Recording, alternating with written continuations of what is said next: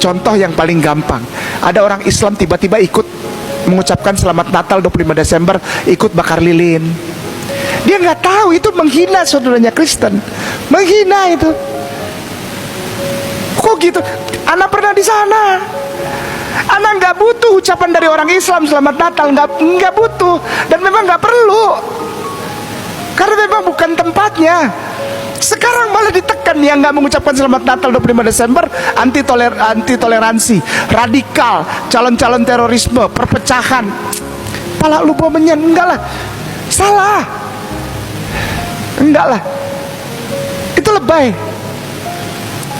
Selamat merayakan hari wafatnya Isa Al-Masih, wafatnya Isa Al-Masih. Sekali lagi saya ulang ya, biar tegas ya. Wafatnya Isa Al-Masih ditulis. Orang Islam bilang, wah kalau aku mengucapkan ini berarti aku toleran sama orang Kristen. Engkau sedang menginjak-injak ayat Al-Quranmu sendiri, karena kebablasan yang lebay. Apa itu? Al-Quran tulis wa masalabuhu wa makataluhu, Ustaz. Dan Bible tidak pernah menulis bahwa Yesus disalib. Silahkan cari saya di YouTube. Saya udah buka itu berdasarkan Bible sendiri. Tidak ada penyaliban bagi putra Maryam, tidak ada. Yang dipaku siapa? Namanya Yehohanan pada tahun 36 Masehi. Pakunya tembus bukan di sini, lalu ditumit. Itu saya udah buka itu ada di channel Ayah Sofia apa di mana itu, banyak itu, silahkan cari aja berdasarkan data yang valid. Orang Islam yang nggak tahu tentang hal itu ikut-ikut bilang merayakan hari raya merayakan hari agama Kristen Katolik, wafatnya Isa Al-Masih ditulis gede-gede dalam gambreng di dalam kalender, dan seluruh orang Islam dari Sabang sampai Merauke mengaminkan hal itu. Bingung gua, asli Ustadz. Saya yang mualaf ini bingung sama orang-orang Islam yang punya level Islamnya tuh tinggi di Republik Indonesia ini, tapi mengucapkan wafatnya Isa Al-Masihu. Bible aja nggak pernah bilang dia wafat, nggak boro-boro wafat. Disalib kagak, asli. Dia tidak disalib, dia tidak mati. Orang Islam yang di dalam Al-Qurannya ditulis wa masalabuhu wa makataluhu mengaminkan kalender Isa. Kalau di situ tulis Jesus nggak apa-apa, it's your own business gitu ya. Tapi ketika ditulis Isa, maka itu ada ayat Al-Quranmu di situ. Nggak ada yang protes, nggak ada. Slow. Ketika saya ngomong gini, justru saya dilaporkan sama orang Islam. Asli. Levelnya tinggi banget di Indonesia ini. Kayak nama panggil dulu. Babe telepon jam udah hampir setengah 1 malam. Kayak ngapain di situ? Baru sama Ustadz Dedi dari rombongannya lawyernya Syekh Al-Katiri datang. Kayak udah makan belum? Udah, alhamdulillah. Kalau di sana tuh makanannya nasi padang ya. Udah makan Ustaz. Kamu kenapa? Ya nggak tahu saya. Pokoknya saya kesini, saya nggak tahu. Udah, insya Allah pulang. 2 kali kejadian seperti itu. Hanya karena saya bilang begini, gitu loh. Menariknya, semua data sejarah abad pertama, abad kedua, justru tidak pernah menyangkal penyaliban. Dengan kata lain, tutuplah Alkitab itu. Gak usah dibaca Alkitab. Yesus disalib, itu fakta sejarah. Saya berikan contoh. Misalnya ini karya Yosefus.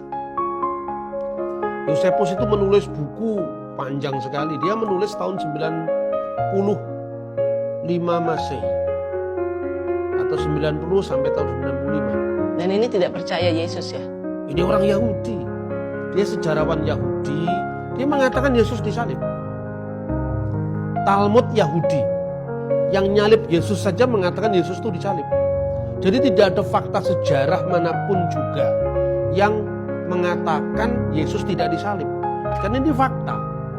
Bahkan tanpa membaca Alkitab pun kita bisa menentukan penyaliban itu terjadi pada masa siapa kaisarnya, siapakah wali negerinya, kapan Yesus disalib, kira-kira ancang-ancang tahunnya tahun berapa, bulan berapa, cara matinya itu pasti disalib, tidak dengan cara yang lain. Sebut satu contoh misalnya. Seorang selain Yosefus, seorang ahli hukum Roma, dia menulis sekitar juga tahun 90-an, namanya Claudius Tacitus. Ahli hukum Roma sekaligus dia senator Roma. Dia menulis masa kapan Yesus disalib itu, pada zaman apa Yesus disalib. Tulisan ini aslinya dalam bahasa Latin. Dia mengatakan auctor nominis eius Christo. Kristus yang dari namanya itu istilah Kristen berasal, Tibero imperitate per procuratorem Pontium Pilatum supplicio adfectus erat.